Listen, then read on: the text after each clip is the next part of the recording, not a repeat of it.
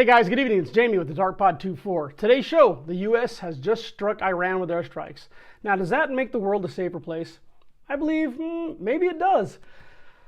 Personally, I actually did not think President Trump had the stomach for it. I know he's the anti-war president. He's claimed hundreds of times that he hates war.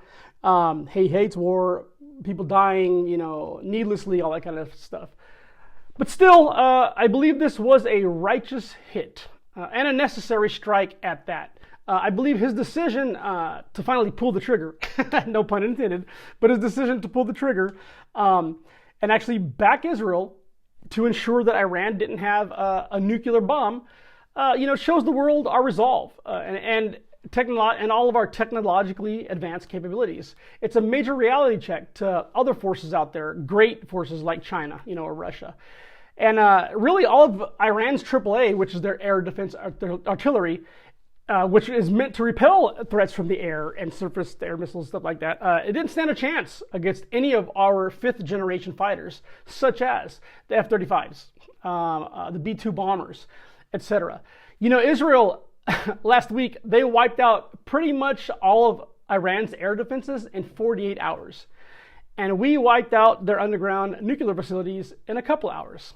So, kind of embarrassing. All of Iran's defenses are Russian technology, and it's all been defeated 48, 72 hours.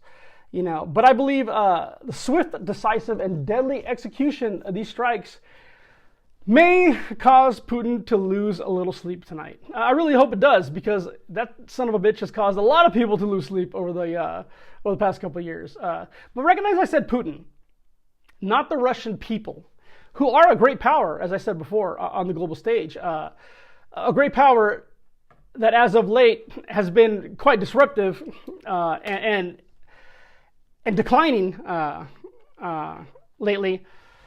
But Putin wants to realize the Russian Empire all over again. He wants to build it back to its glory days, right? I mean, that's Putin's entire objective. I really don't find that's going to be a possibility. He's not going to get it done. But Russia, honestly hasn't fared well in the war against Ukraine. But you know what? Ironically, Vladimir Putin did accomplish two things. He managed to end German pacifism and Swedish neutrality. So I guess he did accomplish a couple things, right? Which and expanded NATO with Finland and Sweden. So two new countries joined NATO, and the German war machine is now on the march. So every week, month, or year this war goes on in Ukraine, it proves to the world how absolutely embarrassing and terrible the Russian military is. They're not designed for offensive operations. They're a defensive force, right?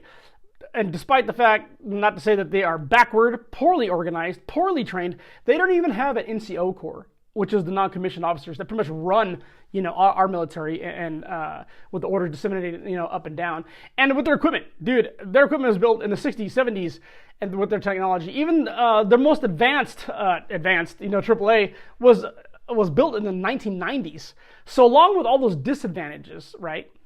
Get this, they still use railroads to truck in logistics, manpower to the battlefield, where we use trucks, more of an offensive role, right? We're talking World War II tactics. So you got to think, all of the Russian influence, technology, strategy, equipment, and the military as a whole is absolutely and totally inferior to everything that we have in the U.S. arsenal. They failed Iran on every piece of military equipment they sold to them. Pretty messed up. If I was Iran, I'd be a little pissed.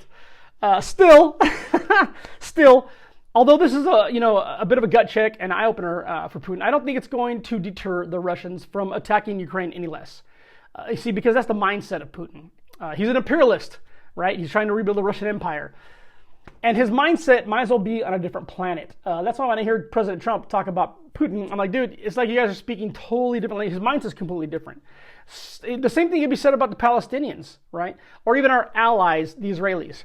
These are peoples with experiences and different mindsets. They may as well be from a different planet. Now, I'm being very serious here. I'm not being the least bit hyperbolic.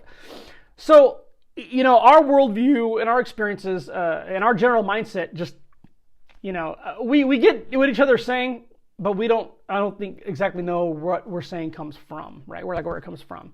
But I support the president in his decision to take out the nuke capabilities. I would hope everyone listening would also do the same. If we can show the world we stand behind our president, if it's Biden, Trump, whomever, maybe President Medina one day, we can begin to repair our national confidence, guys, right? Our confidence, our pride. And a confident America truly is a bigger reality check and a bigger gut check than any bomb can freaking do on the battlefield. You know, the world is filled with bad actors, you know, and I hope this is over now. I know Iran shot a couple missiles at the dirt near our base, whatever, let it go. But you know, what I would like to see personally is I would like to see, whenever Iran gets their stuff sorted out, to bring them into the Abraham Accords, you know, with Jordan, Israel, the United Arab Emirates, Bahrain, Morocco, I'm missing somebody, Sudan. Bring them all in for the benefits that these countries are working together economically, right? Opportunity. I think you gain more by working together. And eventually, at some point, somebody has to let this shit go, man. You know, and here's a little fun fact for you. Did you know that at one time, Israel and Iran were friends? And in fact, Iran was the first Muslim country to recognize Israel as an independent state. Think I'm joking here or sending you on a wild goose chase? Check for yourself. Do some reading on it. There may be a world where they can all be friends again. But as the wise man once said, we'll see. We'll see. But anyway, guys, hey, what's up? This is Jamie with the DarkPod 24. Just wanted to do a quick little update on the fabulous day of Saturday, June 21st. Everybody, have a wonderful weekend. Thanks. Bye.